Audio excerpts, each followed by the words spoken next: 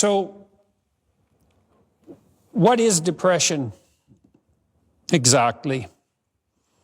Well, it's a preponderance of negative emotion, which seems self-evident. Depressed people are sad and frustrated and disappointed and grief-stricken.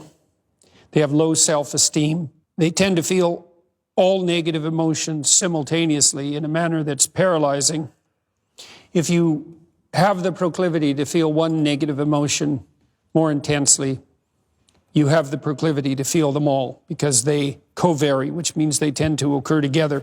And that's because all negative emotions are the manifestation of the abstraction of a behavioral system that stops you from moving forward or moves you backwards, or in another variant, prepares you to fight.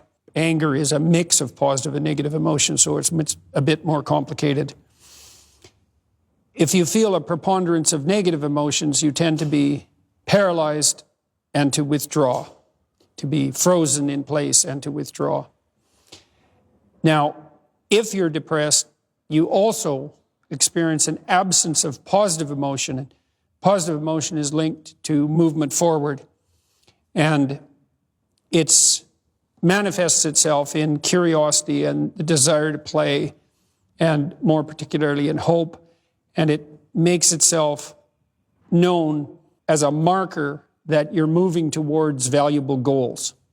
And so depression takes you out in a sense such that you don't feel any positive emotion in relationship to goals. Nothing seems worthwhile, which is the absence of goals, and it also floods you with negative emotion. And treatment for depression, pharmacologically or behaviorally, psychologically, can address either the deficit of positive emotion or the excess of negative emotion, or both.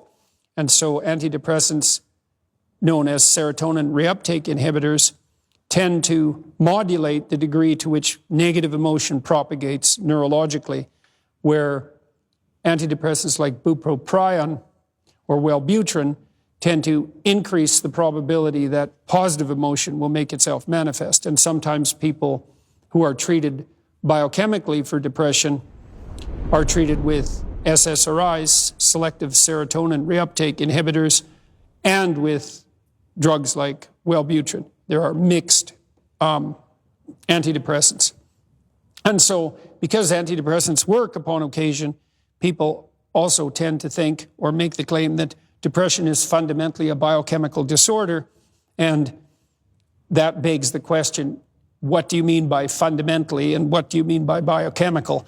And the situation is much more complex than the mere reduction of the condition to a biochemical abnormality might indicate.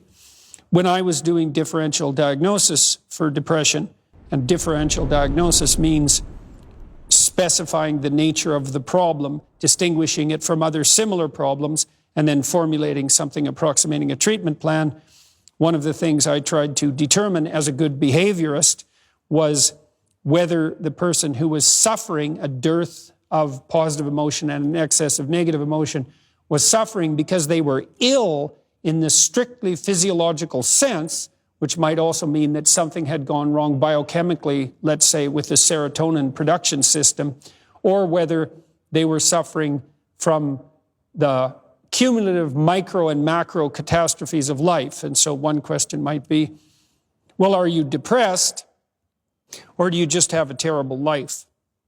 And my belief is, although this hasn't been well delineated in the research literature because the diagnoses aren't done carefully enough, my strong intuition is that, and it makes sense theoretically and biochemically as well, that antidepressants work quite well often for people who don't have terrible lives but are depressed, whereas for people who have terrible lives, antidepressants might help them stave off the worst manifestations of suicidal self-destruction, but can't put in place the behavioral and psychological structures that are necessarily put in place in order for them to thrive, in order for them to be buttressed against negative emotion, which is generally manifest in response to genuine crisis, and to help them gather the sense of positive movement towards a goal that might be necessary to live in the absence of depression. And so you could say, well, to have a good life and therefore not to be depressed, you need a goal, and maybe you need an overarching goal, and maybe you need an overarching goal that unites all the impulsive goals that might otherwise preoccupy you. And you need to have enough stability in your immediate environment and in your conception so that you're not flooded with anxiety and negative emotion. And so, well, how might you understand that in a more differentiated manner if you were trying to address your own proclivity for depression?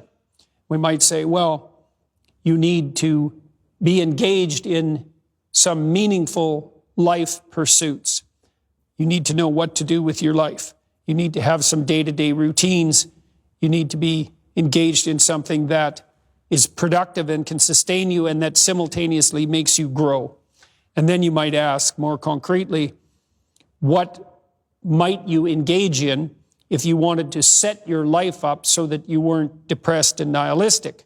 Now, one answer to that is you could look for meaning and significance where other people have found it. And so I would often walk through people's lives. So what a behaviorist does is differentiate the problem set into micro problems.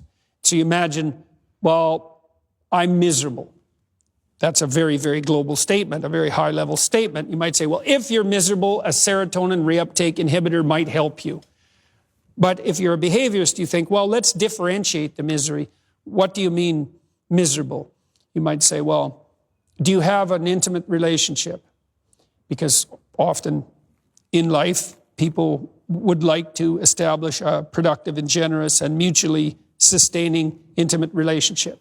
And so the person might say, well, I've never had a partner. I don't have a partner now. I'm really lonesome. I'd really like to have someone, but I've never been able to make it happen. Or they might say, well, I do have an intimate relationship. I'm married, but my marriage is a complete bloody disaster. So it's okay. So now there's one source of misery and one domain that could conceivably be improved. And then you might say, well, do you have any friends? And the person might say, well, I spend almost all my time online or alone. And yeah, I have a couple of friends, but we don't see each other much. And so then you say, well, how often do you see your friends? You say, well, my best friend I spoke to my best friend on my phone 2 months ago for about half an hour. And we didn't really talk about anything important. It's like, okay, friendship, not doing so well, another box of misery.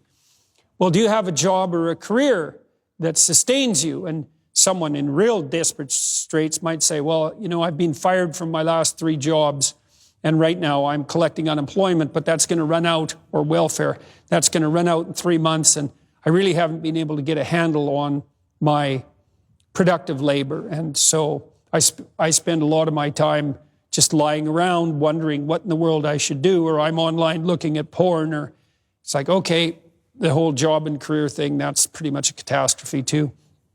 How about your educational background or your plans for education?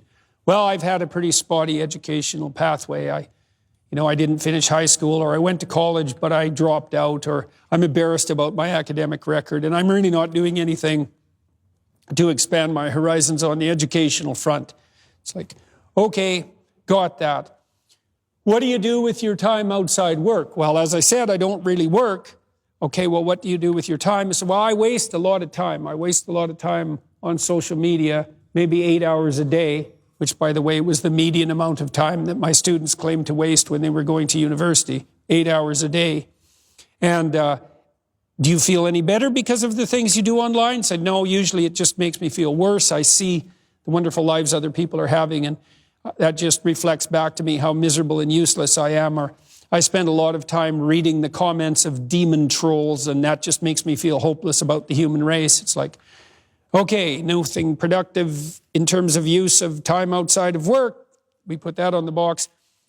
What about your resistance to temptations, common temptations? Well, I use a lot of pornography, and twice a week I go out and get so drunk that the next day I'm pretty useless, and I'd probably do that more, except I don't have enough money. Oh yeah, now and then I also have a cocaine habit, but that's expensive too. So, okay, alcohol, drug problem, that could conceivably be rectified. Do you take care of yourself mentally and physically in any manner? Do you treat yourself like you're worth caring for or attending to? No, not really. I never really get any exercise. I spend a lot of time in bed. It's like, okay. Are you engaged in any civic enterprise of any sort? Do you belong to a church or a club or a political party? Or no, you know, I don't go to church because I don't believe what the church says, and that's all corrupt anyways, and what the hell can someone like me do about the political situation? It's like, okay, you're not depressed. You have a terrible life. Now, you also might be depressed because of it, but the probability that tossing an antidepressant into the mix is all of a sudden going to fix these 8 domains of your life that are absolutely catastrophically out of order is 0.